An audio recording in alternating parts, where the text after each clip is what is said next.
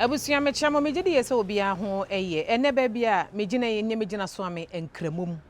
aha ha no me yeso ame enkramum mechipe ena former Ashanti regional chief imam Sheikh Abdul Mumin ni fie enimu pe ena me gina yi na ewukude na etoso ena enum ewa afimu a gonja hene ni yero sante hene bedi ewukude no yehu se yewura ema mampo hene da sebre ene ma won akwaba edi enti ene te sa abakosemben ne te akire na ye ka yewura Kramo a ya da yewura ene won wana so omo ebe esomo no ombe ka asante ho no anaso mbaye no emfie sei ni no asante hene ben abreso ena won baye eya na ye fro yewura asante hene ne din ba ko ohene din doso ohene ahusuo doso eburu aduokono enkono ohene din ba ko ene Kramo panyini ebre ben ena eye Kramo panyi din ne beka osante hene edi ho abakosem ekere se na osai kwa me panyi a wo ye osante hene na otoso enum se ye fefi opim so se tu so e ba wo osante hene otoso num ena ye fefi na natwum ne ntwiso a wo ye ohene na otoso enkono odi ade wa afi apem hanso aduosonson mu ekopem afi apem hanso aduokono enwotwemu 1777 ebepem 1798 mu ebra didi eto no wa afi apem hanso aduosonson mu no na ne papa ene na nasafo kantanka eye mampo hene na yesu mampo abakoso yesu ase mampo akonya no na so hye wo bedi ade ni se yetu wo no eye baako enu nti ebra didi eto na na osai kwa mepanyin no na nasafo kantanka didi free mampo mba no ene odi nkramofo eka no ho esanse na nasafo kantanka eye ohene na okosirem kofa nkramofo de won ene won ba betena mampo mo bo ne ho ban eje ban enu nti ne efra mampo hene na nasafo kantanka ne efra no wo kire Kramo enu nti ne baba bedi ade wo Kumase no ene wodi nkramofo ne bi kan no ho so omommra na ombebo ne ho ban na afenso wo nje ban to mo baaye no ondi kan de omkotena asomfo ye kan asomfo a se wo firi ntuo mu a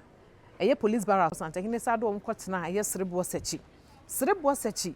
ene brono a sesei high Kumase high court wo no ehonom ene serebo sachi yesua Kumase abrono no e de osonson ne yesua e de kan ho na awo ntoato aso anaso mu ko manimu no en na yero sante hene yi omu free serebo sachi ho e de won betena eye soame bia sumankwafo de ma won no ene soame enkramom bia ye frɛ ho soame enkramom no eho ene ye de won betena e kan no na eye sumankwafo nko a anana ete eye soame ha na won wafuo hyase free eye Adventist Day hokoko ase free Adventist Day no aba eye state girls free state girls a Asante Senior High School etwamua de baran about na waba water and sewage ha NVTI na afenso Nrom Hotel ehonum nyaye komfodruwa ehonum nyina na honu nyina ye sumankwafo afu a no mo adua enuro enu nto ndo mba hanom ne yewura Kramo no modwuma ba akon won die ne sei ye nananom mo firi sere mo motu bata won wo ba Kumase aba be ye adwuma no omo ba wo mo hye omo wotafo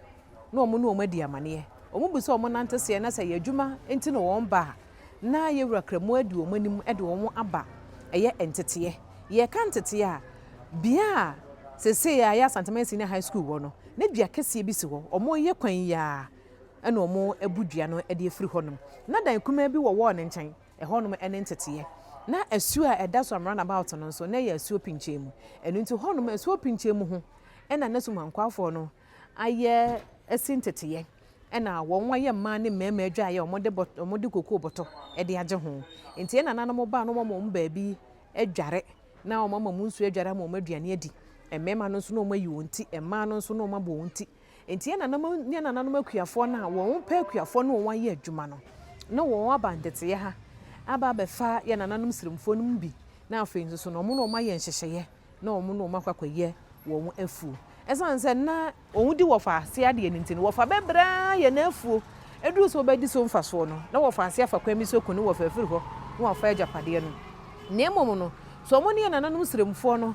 nhyehye omo no mo beye omo nye eye dom ye nche no eho nhyehye na afene beso no sika no mbeche mo pepepepepepe na so mudi nokre omo bibia so de mo pepepepepepe enu ntie na nanom ntafo nya din a ne ye frɛ won pepe eye pepefo no eye pepepefo enu de ye de befa mu ekeke enu nti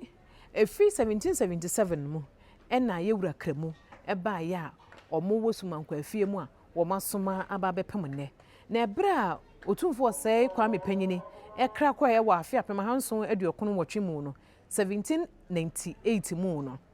ana nana kwakudie odikan ebedi ade nana kwakudie odikan bedi ade no sa bre no na sumankwa ahene ano wo honom ne yefre no eye nana dom feketwa enu nti nana kwakudie esuma nana dom feketwa yesumankwa ahene ema ne ko eye srem krobi ne yefre daboya okọ hokon ema wone ho hene eye ohene ne yefre ne yabo wone ne edikosi ani na nasumankwa ahene tentama na tentam ekon ne foforo no ankasa enu nti nana dom fe ketwa eto nkra de manana kwakudua sakon no se de esi foforo no no ekon no ntimi nkubiam to pese ogya akon ne ba ana nana kwakudua se de bi kon no se de wakon de obekon asi enu nti nana kwakudua esoma anantahene sa anantahene no ho ne yefre no asamoa nkwanta ene nsane hene ne yefre na apiejei ena afi nso eye krafufuo hene ena wo ahemfo miensan yi kwaka sumankwa hene ho ewo daboya ena wo koye no wo di nkunim wo twaye daboya hene ti na wo koye no wo se de enti a na daboya hene na ne kunimu aye den no ne nyina eye ne kramu a no wa bene a no wo ka no ho a na wo bonachi ewo honhom mu no onu ena ne yefre ne kramotia eni nti wo konkon wie di nkunim no ena wo fa kramotia ena wo de no eba asante wo de ne ba asante no ena wo de ne be kan kramofo a no wo te yeso am nkramo mu dada no omode no ebe omode ono ne nkrofo be kan won ho edada na tete no mo setena mu no de na so am nkramo na sese a won toto so mu nti o matrepa sese ye wura Kramo ebi eti gimachi be kan gimachi adamba bia o mampanyi kofu asine dan no ena ebi mo nso so ewo nkenken so eho no nyina won wo na enam se won wo sumankwa mu no se ye wura santahene tena etene nanimonyam mu a sumankwafo na dikan enti samanka na eba ansa na yewura Kramo aba na ya na ebraso na se yewura bedi dwuma na ebraso se wo hye batakari kese a yewura Kramo masade ne se o mehwa me yewura hye ne batakari kese no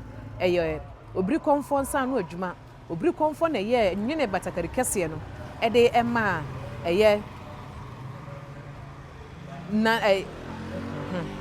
ede ma katechi opoku ware enu nti na dufa nko atade ba kokora nim dufa firi ne ti ebese ne nase nyina dufa ena won akeka ede abomu nti se yewura hye na atade ne de ya nkramo nwoma nko na yewura Kramo be kan akopem so be hye atade no ede awie ena yehu se yewura ebra obiri konfo be sai no yewura ntoma na efra no no ne nyina yewura Kramo won adwuma ne bi ena nse sumdwan nti no yenkomu pi esanse som no edoso ewomu enu nti ne womu faku a womu no sumankwa faku mu ena won ewo enu nti se wo ba soamede a soame nkramom yewura ne Kramo enu nti ewo afia pema hanso adiosunsun mu nana oseye Kwame panya breso ena yewura santahene nya ne din Kramo panyini a ewo hono maba bepemo enne enu nti se ye ka yewura Kramo a o ka asante ho fritete afia pema hanso adiosunsun mu ena obeka asante ho ena nam na nasafo kantanka na woye mampo hene ana ne bebedi ade a wode won kan ho na won soso ena ya na wokofa nkramofo ndo mu firi srem de won ba nti no enam so ma ye frɛ no wo kyere Kramo sambra na mampo hene na asase so paa wo na na asase etra wo kwayaji eni nti no one atala fram ena na ebɔhye agwa ne hene no a wone barima kumawu ko barima kumawu ene aduanafo ne di ne sunkunim no ana na asase etre free atebu a kwa afram so tra ko voter leak no atala fram no one mampon ena na ebɔhye enu nti ena yewura santahene ma da sebro se ebunso toso miensa ema gonja hene akwa aba no asante ade bi obeye bia no abakosem ta akire ena ewo senti a etesa enu nti ebese ahia ne de adusua foforo e de abram ye de adusua ne bebe somo no efri yesumankwa mu de enti yesumankwa ebaye enu